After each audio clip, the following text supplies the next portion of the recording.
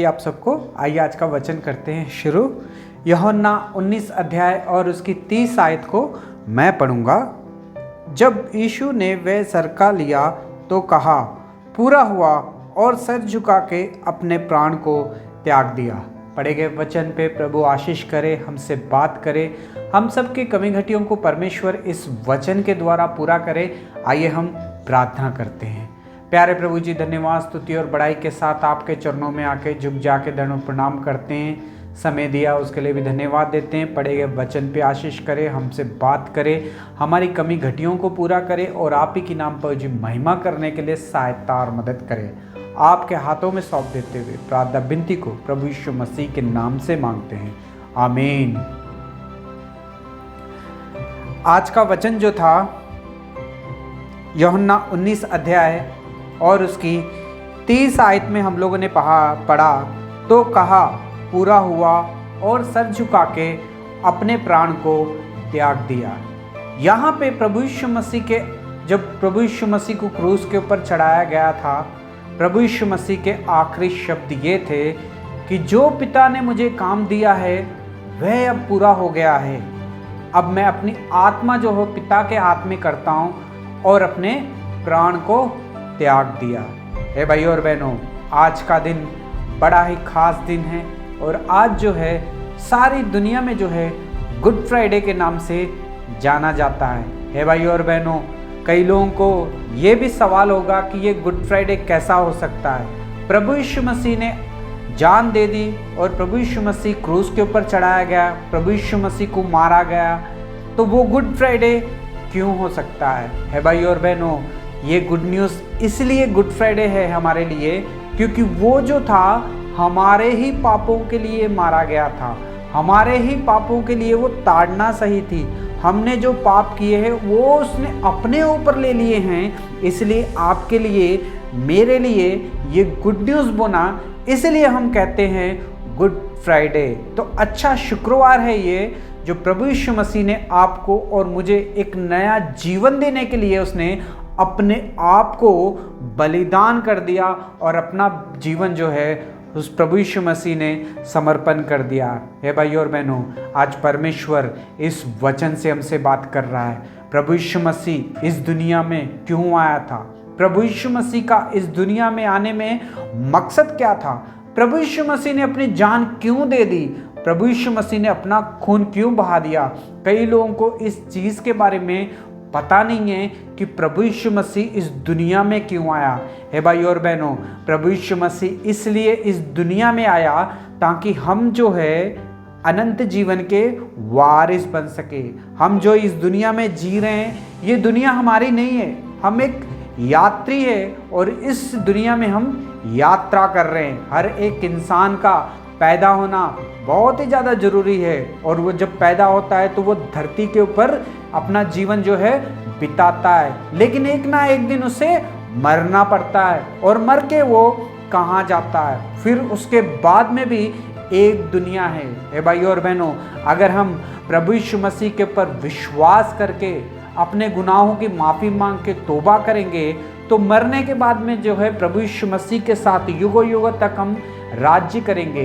अगर प्रभु यीशु मसीह के लहू के साथ धुले हुए नहीं है, अगर हम विश्वास नहीं करते हैं प्रभु यीशु मसीह के ऊपर, तो एक दिन हम मर जाएंगे और हम नरक की आग में जो है हमेशा हमेशा के लिए जलते ही रहेंगे। हे भाई और बहनों, प्रभु यीशु मसीह इसलिए इस दुनिया में आया ताकि कोई भी प्राणी जो है नरक की आग में ना जा सके।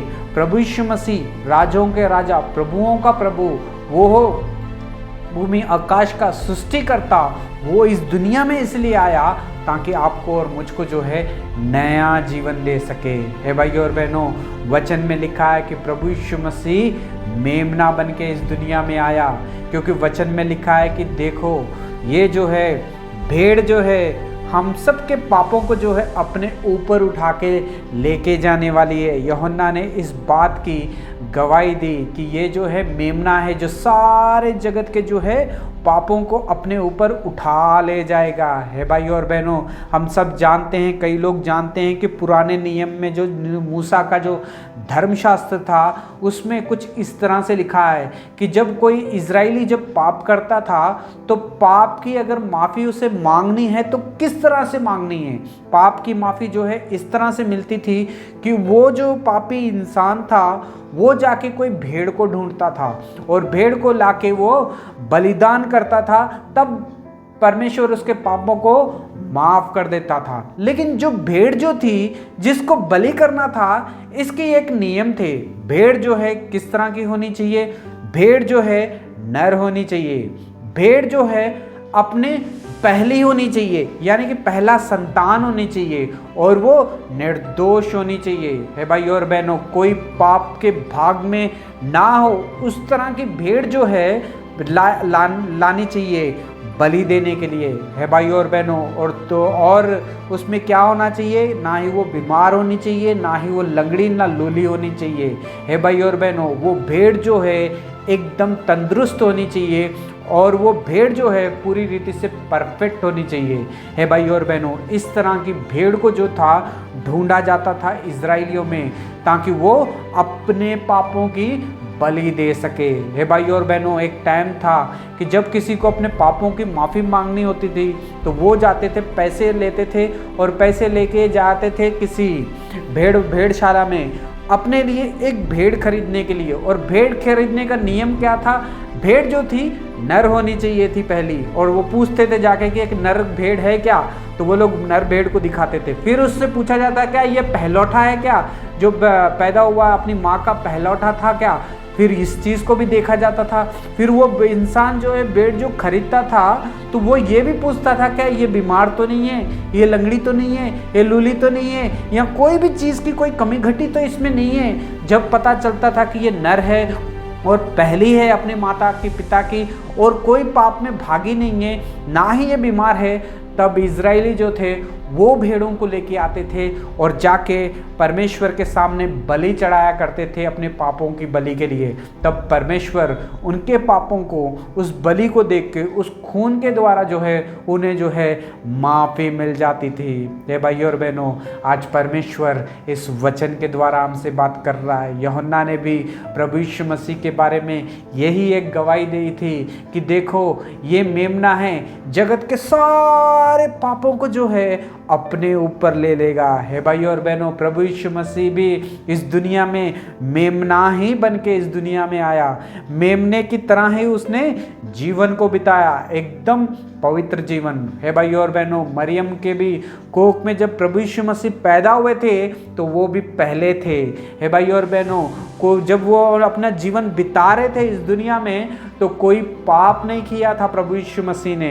हे भाई और बहनों, और प्रभु यीशु मसीह की जो बलि दी गई थी वो भी एकदम अपने तंदुरुस्त थे, परफेक्ट थे, अपने शरीर में ना ही बीमारी थी ना ही कोई चीज़ उनके शरीर में थी। हे भाई और बहनों, और ये परफेक्ट मेमना बन के प्रभु यीशु मसीह इस दुनिया में आया। हे भाई और बहनों, जैसे बलि के लिए एक भेड़ को ले आया जाता है कि पवित्र भेड़ होनी चाहिए, नर होनी चाहिए और कोई रोग ना होने चाहिए, इसी रीति से प्रभु यीशु मसीह भी नर बन के इस दुनिया में आया, भेड़ बन के इस दुनिया में आया, परफेक्ट बन के इस दुनिया में आया और निर्दोष अपना जीवन को बिताया, इसलिए ताकि जब वो क्रूस के ऊपर जान दे तो उस क्रूस के खून जो बहे क्रूस के ऊपर, तो उस खून से जो है आपके और मेरे पापों का जो है छुटकारा मिल सके। है भाई और बहनों, आज परमेश्वर इस वचन के द्वारा हमसे बात कर रहा है। परमेश्वर ने जगत से इतना प्यार किया कि उसने अपना इकलौते पुत्र